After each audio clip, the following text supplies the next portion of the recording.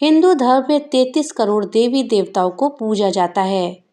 हर व्यक्ति अपनी निजी आस्था के अनुसार अपने किसी इष्ट को पूजता है। हम अपने जीवन में जरूर किसी एक शक्ति को अपनी पूर्ण आस्था और विश्वास के साथ मानते हैं और जीवन में कठिन समय आने पर उन्हीं से प्रार्थना करते हैं। दोस्तों, ये सच भी है कि अगर हम उस शक्ति पर अगाध विश्वास और सच्चे मन से आस्था रखते हैं, तो वह हमें निश्चित रूप से उस परेशानी से निकाल देती है। दोस्तों, आज हम इस वीडियो में निर्बलों और कमजोरों के रक्षक, लखदातार, कलयुग के अवतारी, मोरबी नंदन, हारे का सहारा, खाटू श्याम बाबा के बारे में जानेंगे। दोस्तों, इस जानकारी के लिए वीडियो को लास्ट तक देखिएगा। वीडियो अच्छी लगे तो लाइक और ज़्यादा से ज़्यादा शेयर करिएगा। और हाँ, अगर चैनल पे नए आए हैं तो चैनल को सब्सक्राइब करना मत भूलिएगा और अपने विचार हमें कमेंट बॉक्स में लिख करके ज़रूर बताइएगा। दोस्तों, आज खाटू श्याम जी का नाम लगभग सभी लोग जानते हैं, परंतु कुछ लोग आज भी उनके बारे में विस्तार से नहीं जानते। दोस्तों, एक प्रश्न उनके दिमाग में उठता है कि कौन है खाटू श्याम बाबा। तो दोस्तों, चलिए हम जानते हैं। खाटू श्याम जी का वास्तविक नाम महाबली बर्बरीक था। वो पांडु पुत्र महाबली भीम के पोते थे। इनके पिता का नाम घटोत्कच था, जो भीम और उनकी असुर पत्नी हिडिंबा की संतान थे। इनकी माता का नाम अहिलावती था, जो कि एक नाग कन्या थी। बर्बरीक को अपने अद्भुत केशों के कारण ही ये नाम मिला था। राजस्थान के सीकर जिले में खाटू नामक एक स्थान पर इनका विश्व प्रसिद्ध मंदिर बना हुआ है। यहाँ पूरे देश और विदेशों से भी भक्त इनके दर्शन के लिए आते हैं।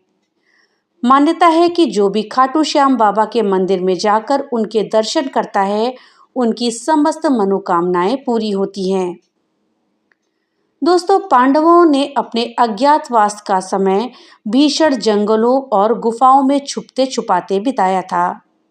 अज्ञातवास के दौरान एक बार जंगल में विचरण करते हुए महाबली भीम पर हिडिंबा नामक राक्षसी की नजर पड़ी और वो उन पर आसक्त हो गई। भीम ने हिडिंबा के शक्तिशाली असुर भाई को पराजित करके हिडिंबा से विवाह कर लिया।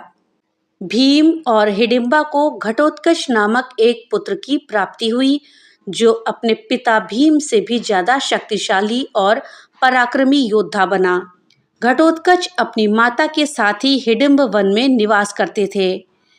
एक बार घटोत्कच अपने पिता और अपने परिवार के अन्य लोगों से मिलने आए। श्री कृष्ण ने घटोत्कच को देखकर उनके पिता से उनका विवाह कराने की बात कही। तब पांडवों ने श्री कृष्ण से अनुरोध किया कि आप ही इसके लिए योग्य वधू की तलाश करें। तब श्री कृष्ण ने असुरराज शिल्पी मुरा की गुणवान और सुशील कन्या कामकंटिका मोरबी को घटोत्कच के लिए चुना। अपने विवाह के लिए मोरबी की एक शर्त थी कि जो भी उसे शस्त्र और शास्त्रार्थ में पराजित कर देगा, उसी के साथ वो उससे विवाह करेगी। मोरबी की इस शर्त को पूरा करने के लिए स्वयं श्री कृष्ण भगवान ने घटोत्कच को दीक्षित किया। घटोत्कच ने मोरबी को शस्त्र और शास्त्रार्थ में पराजित करके उसके साथ विवाह किया और अपनी पत्नी को लेकर घटोत्कच हिडिंब वन चले गए। मोरबी ने हिडिंब वन में एक बेहद अद्भुत पुत्र को जन्म दिया। उसके बाल शेर की भांति बड़े बड़े और घुंघराले थे। उनके बालों के कारण उनके पिता भीम ने उनका नाम बर्बरीक रखा। स्कंद पुराण में भी इनका जन्म स्थान हिडिंब वन वर्णित किया गया है। वर्तमान में हिडिंब वन का कुछ भाग हिमाचल प्रदेश, बाकी शेष भाग नेपाल के अंतर्गत आता है। बर्बरीक अपने बाल्यकाल से ही अद्भुत बालक थे। वे जन्म लेने के पश्चात ही पूर्ण विकसित हो चुके थे। अपने पुत्र को लेकर जब घटोत्कच श्री कृष्ण के पास गए, तब बर्बरीक ने श्री कृष्ण से इसका जीवन का सबसे अच्छा उपयोग पूछा, तो उन्होंने बालक से प्रभावित होकर कहा, असहाय और कमजोर लोगों की मदद करना और सर्वदा धर्म का मार्ग अपनाना ही इस जीवन का सर्वोत्कृष्ट उपयोग है। आगे भगवान श्री कृष्ण ने बालक बर्बरीक से कहा, इस कार्य के लिए आपको शक्तियां अर्जित करनी होंगी। इस कार्य सिद्धि के लिए तुम्हें महिसागर गुप्त क्षेत्र में जाना होगा और देवी सिद्धि अंबिका तथा नवदुर्गा की पूजा अर्चना करनी होगी और उनसे शक्तियां प्राप्त करनी होंगी। बालक बर्बरीक ने श्री कृष्ण के कहे अनुसार महिसागर गुप्त क्षेत्र में जाकर सिद्ध अंबिका की उपासना प्रारंभ करी। बालक बर्बरीक की कठोर भक्ति से प्रसन्न होकर मां सिद्ध अंबिका ने उन्हें 3 दिव्य बाण, धनुष और कई अन्य शक्तियां प्रदान करी। वे इस धनुष की मदद से त्रिलोक पर विजय प्राप्त कर सकते थे। इसी कारण से इन्हें 3 बाणधारी के नाम से भी जाना जाता है। इसके उपरांत देवी ने उन्हें चंडिल नाम भी दिया। महाबली भीम के पौत्र वीर बर्बरीक को ही खाटू श्याम के नाम से जाना जाता है। वीर बालक बर्बरीक के खाटू श्याम बनने की कथा महाभारत के समय से ही शुरू हो चुकी थी। एक अन्य प्रचलित मान्यता के अनुसार बालक बर्बरीक ने भगवान शिव की घोर तपस्या करके उन्हें प्रसन्न करके उनसे 3 दिव्य बाण प्राप्त किए। ये बाण इतने चमत्कारी थे कि इनका उपयोग करके त्रिलोक पर विजय प्राप्त करी जा सकती थी, परंतु इन बाणों का प्रयोग करने के लिए जिस विशिष्ट धनुष की आवश्यकता थी वो केवल अग्निदेव से ही प्राप्त हो सकता था। इसलिए बर्बरीक ने अग्निदेव की घोर तपस्या करके उन्हें प्रसन्न करके वो धनुष प्राप्त कर लिया। दोस्तों, जब महाभारत का युद्ध प्रारंभ होने की सूचना बर्बरीक को मिली तो इन्होंने मां से उस युद्ध में भाग लेने की इच्छा प्रकट की थी। तब मां ने इन्हें आशीर्वाद दिया और इस वचन के साथ युद्ध में जाने की आज्ञा दी कि वे उसी का साथ दे जो युद्ध में हार रहा हो। वीर बर्बरीक ने अपने मां को वचन दिया कि वे हारने वाले को ओर से ही लड़ेंगे। तभी से इनको हारे के सहारा के नाम से भी जाना जाता है। मां से आशीर्वाद प्राप्त करके बर्बरीक अपने नीले घोड़े पर सवार होकर अपने धनुष और 3 बाणों के साथ युद्ध भूमि की ओर चल पड़े। यह बात पता चलने पर श्री कृष्ण भगवान को चिंता होने लगी, क्योंकि वो जानते थे कि यदि किसी प्रकार बर्बरीक कौरवों के साथ शामिल हो जाते हैं तो कौरवों को किसी भी स्थिति में हराना असंभव होगा। तब युद्ध के लिए जाते समय रास्ते में भगवान श्री कृष्ण एक ब्राह्मण के वेश में इनसे मिले और पूछा कि वे कहाँ जा रहे हैं। बर्बरीक जी ने बताया कि वे महाभारत युद्ध में भाग लेने जा रहे हैं। ब्राह्मण वेशधारी श्री कृष्ण जी ने कहा कि तुम केवल 3 बाण लेकर ही युद्ध भूमि में जा रहे हो। तब उत्तर में बर्बरीक ने कहा कि ये साधारण बाण नहीं है, बल्कि ये ऐसे दिव्य बाण हैं जो विश्व की किसी भी सेना को समाप्त कर सकते हैं। मेरा प्रत्येक बाण शत्रु का संहार करके तरकश में वापस आ जाएगा। ब्राह्मण ने कहा कि तुम मुझे इनकी शक्ति दिखा सकते हो। बर्बरीक के हाँ कहने पर ब्राह्मण ने पास के एक पीपल के वृक्ष की ओर संकेत करते हुए कहा कि क्या तुम एक ही बाण से इस वृक्ष के सारे पत्ते भेद सकते हो। बर्बरीक ने अपने आराध्य को नमन करके एक बाण छोड़ा। उस एक ही बाण की मदद से पीपल के सभी पत्तों को भेद दिया और फिर ब्राह्मण बने श्री कृष्ण के चारों ओर वो बाण परिक्रमा करने लगा। तब बर्बरीक ने कहा, आप अंतिम पत्ते के ऊपर से अपना पैर हटाइए, अन्यथा आपका पैर जख्मी हो जाएगा। वास्तविकता ये थी कि श्री कृष्ण ने चतुराई से एक पत्ता अपने पैर के नीचे दबा लिया था। चमत्कारिक रूप से वो पीपल का पेड़ आज भी हरियाणा के हिसार जिले में तलवंडी राणा के पास पीर बबराना गांव में मौजूद है। इस पेड़ पर जब भी नए पत्ते आते हैं, शुरुआत में वे ठीक होते हैं, परंतु कुछ समय बाद उनमें अपने आप छेद हो जाते हैं। अब श्री कृष्ण ने उनसे पूछा कि वे युद्ध में किस सेना की ओर भाग लेंगे। बर्बरीक ने जवाब दिया कि जो पक्ष हार रहा होगा वो उसकी ओर से ही लड़ेंगे। ये बात सुनकर श्री कृष्ण चिंतित हो गए। वे जानते थे कि यदि ऐसा हुआ तो युद्ध कभी भी समाप्त नहीं होगा। दरअसल बर्बरीक के इस निर्णय के बारे में कौरव भी जानते थे, इसलिए उन्होंने योजना बना रखी थी कि पहले दिन वे कम सेना के साथ युद्ध करेंगे और हारेंगे। अतः बर्बरीक उनकी ओर से लड़ेंगे और पांडवों की सेना को समाप्त कर देंगे। अतः ब्राह्मण वेश में श्री कृष्ण ने उनसे दान देने का वचन मांगा। बर्बरीक जी ने तुरंत वचन दे दिया। तब श्री कृष्ण ने रणचंडिका को भेंट करने के लिए दान में बर्बरीक से उनका शीश मांगा। वीर बर्बरीक उनकी बात सुनकर तनिक भी विचलित नहीं हुए।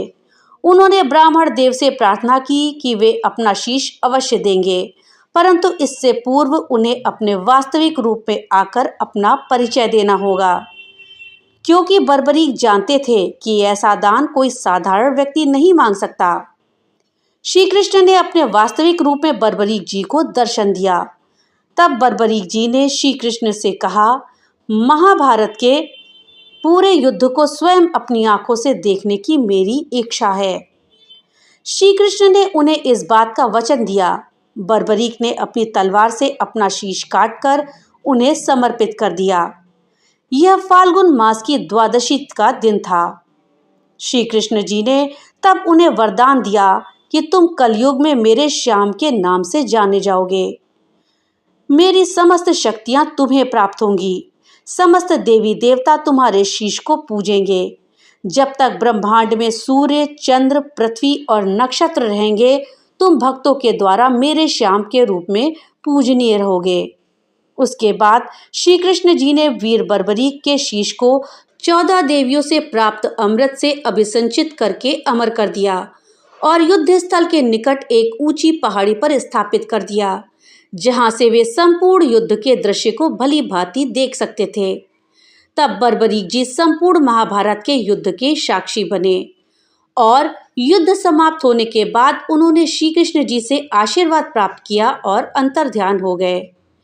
महाभारत का युद्ध समाप्त होने पर पांडवों को इस बात का घमंड हो गया कि वे बहुत बलशाली हैं और उन्होंने अपनी वीरता और पराक्रम से महाभारत का युद्ध जीता है। अतः इस बात पर गहन चर्चा होने लगी कि इस युद्ध में जीत का श्रेय किसे जाता है।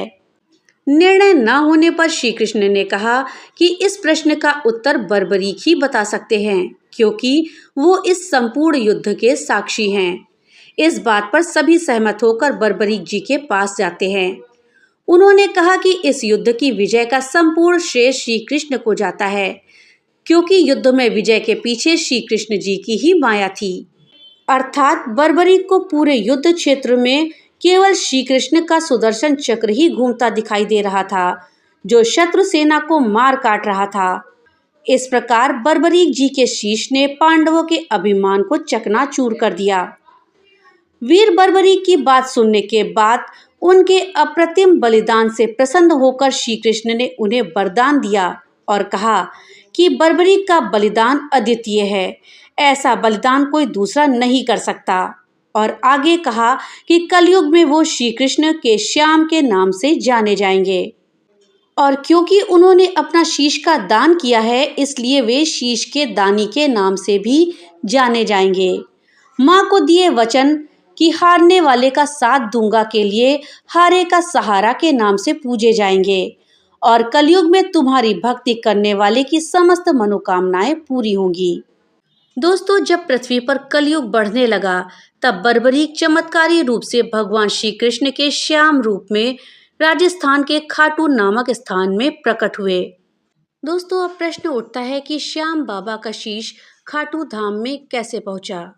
तो दोस्तों, बर्बरीक जी के शीश ने महाभारत के युद्ध की समाप्ति के बाद पांडवों के अभिमान को जब तोड़ा, तो उसके बाद उनके अमृत प्राप्त शीश को निकट से बहने वाली रूपमती नामक नदी में, जो कि खाटू से होकर गुजरती थी, प्रवाहित कर दिया गया।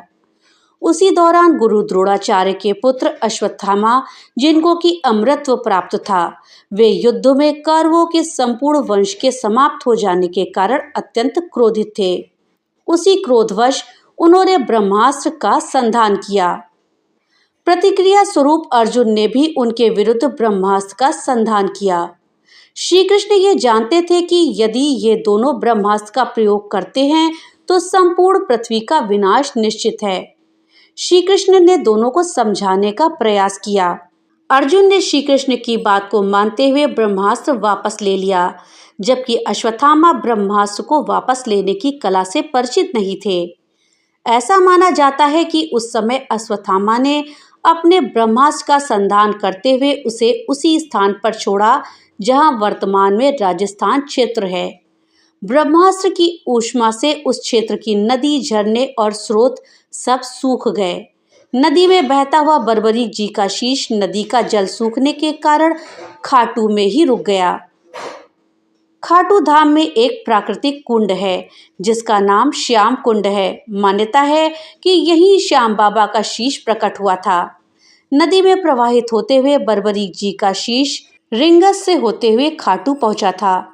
इसीलिए रिंगस से खाटू तक के क्षेत्र को पवित्र भूमि की तरह ही माना जाता है और दूर दूर से आने वाले खाटू भक्त श्याम प्रेमी नंगे पैर ही रिंगस से निशान लेकर खाटू श्याम तक की यात्रा करते हैं।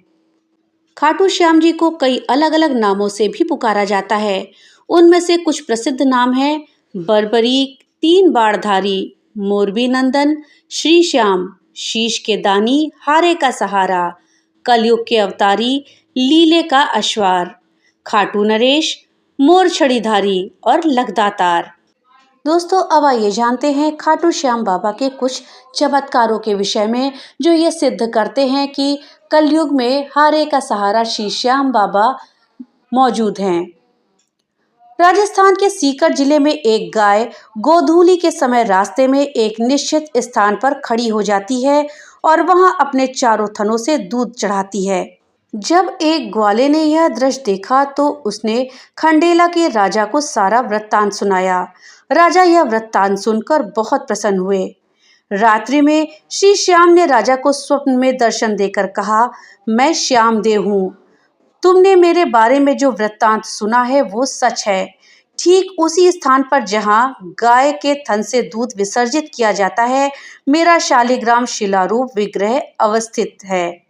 तुम इस शिलारूप को जमीन से खुदाई करके निकालो और संपूर्ण विधि विधान से उसकी स्थापना करवाओ। मेरे इस शिलारूप की पूजा करने आने वाले भक्तों की सभी मनोकामनाएं पूरी होंगी और उनका कल्याण होगा।